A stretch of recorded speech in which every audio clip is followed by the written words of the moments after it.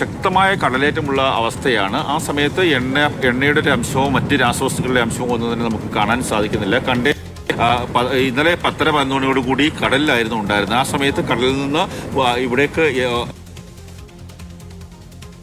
എന്നാൽ കടൽ ശക്തമായതിനാൽ നേരെ തീരത്തേക്ക്, അതായത് കടൽഭിത്തിയോട് ചേർന്ന് തന്നെ ഈ കണ്ടെയ്നർ എത്തുന്ന ഒരു അവസ്ഥയാണ് ഉള്ളത്. ഇതിൽ പൂർണ്ണമായും ഒഴിഞ്ഞ നിലയിലാണ്.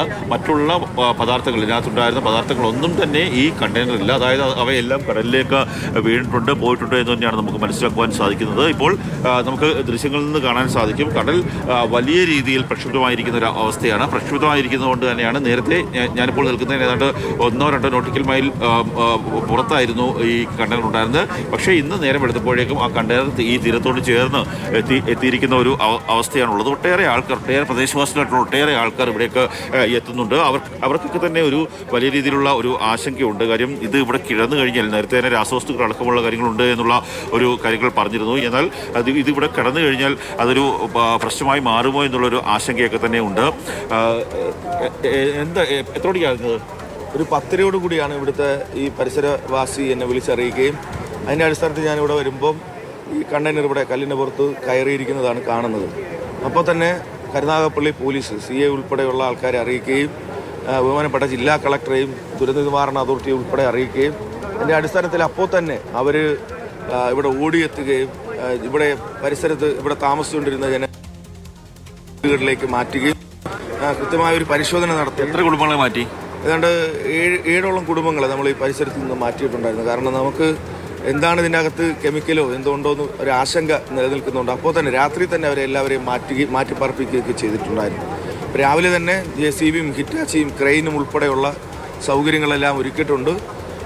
രാവിലെ തന്നെ ഇത് ഇവിടെ നിന്ന് മേളിലോട്ട് ഉയർത്തുന്നതിനുള്ള നടപടികൾ സ്വീകരിക്കും. ജനങ്ങളൊക്കെ ആശങ്ക പറയുന്നുണ്ട്. കാര്യം എന്താണ് അതിനകത്തുള്ളതെന്ന് അറിയില്ലായിരുന്നു.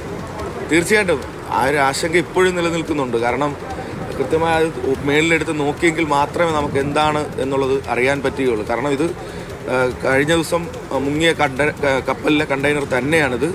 അപ്പം ആ ഒരു ആശങ്ക ജനങ്ങൾക്ക് ഇപ്പോഴും നിലനിൽക്കുന്നുണ്ട്. അപ്പം ഈ കടലിൽ ഏതെങ്കിലും തൊഴിലാളികൾ എന്തെങ്കിലും പറയുന്നുണ്ടോ? എന്തെങ്കിലും ഈ എണ്ണയുടെ അംശമോ മറ്റേതെങ്കിലും അംശം കടലിലുണ്ട് എന്ന് പറയുന്നുണ്ടോ?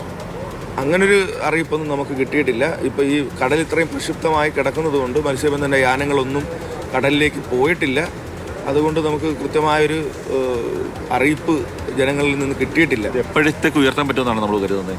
രാവിലെ തന്നെ. കാരണം ഇപ്പം ക്രെയിനും JCB എല്ലാം നമ്മൾ ഏർപ്പാടാക്കിയിട്ടുണ്ട്. ഇപ്പോൾ രാവിലെ തന്നെ അവരെല്ലാവരും എത്തും. ഒരു 7 മണിയോടുകൂടി ഇതിവിടെ നിന്ന് ഉയർത്തുമെന്നാണ് നമ്മൾ പ്രതീക്ഷിക്കുന്നത്. ഈ കുടുംബങ്ങളെ തിരിച്ചു കൊണ്ടുവന്നിട്ടുണ്ടോ? ഇല്ല, അവർ നേരം വെളുത്ത് എത്താനുള്ള സാധ്യതയുള്ളൂ. ഈ ഒരു ആശങ്ക നിലനിൽക്കുന്നത് കൊണ്ടാണ്. കാരണം ഇല്ല എങ്കിൽ എപ്പോൾ എന്ത് സംഭവിക്കും എന്നുള്ളൊരു ആശങ്ക, എന്താണ് ഇതിനകത്തുള്ള കെമിക്കൽ എന്നുള്ളൊരു ആശങ്ക ഉള്ളത് കൊണ്ടാണ് അവരിങ്ങോട്ട് വരാത്തത്. അത് തന്നെയാണ് കാര്യം. കൃത്യമായിട്ടുള്ള ഒരു എന്താണ് ഇതിനകത്ത് ഉണ്ടായിരുന്നതെന്ന് സംബന്ധിച്ചൊരു വ്യക്തതയില്ല. അതുകൊണ്ട് തന്നെയാണ് 7 കുടുംബങ്ങളെ, പഞ്ചായത്തിൻ്റെ പ്രതിനിധിയാണ് ഈ 7 കുടുംബങ്ങളെ ഇവിടെ നിന്ന് മാറ്റിയത്. അവരെ കൂടി തിരിച്ച് കൊണ്ടുവരാൻ വേണ്ടിയുള്ള ശ്രമമാണ് ഇപ്പോൾ നടത്തുന്നത്. ഒട്ടേറെ പ്രദേശവാസികളായിട്ടുള്ള ഒട്ടേറെ ആൾക്കാർ ഇവിടെയൊക്കെ എത്തി ഇവിടെ എന്താണ് സംഭവിച്ചതെന്ന് അറിയാൻ വേണ്ടി എത്തുന്ന ഒരു സാഹചര്യമുണ്ട്. 7 കുടുംബങ്ങളെ മാറ്റാൻ കാരണം ഞാൻ നേരത്തെ സൂചിപ്പിച്ച പോലെ ഇതിനകത്ത് എന്താണ് ഉള്ളതെന്ന് സംബന്ധിച്ചൊരു വ്യക്തമായ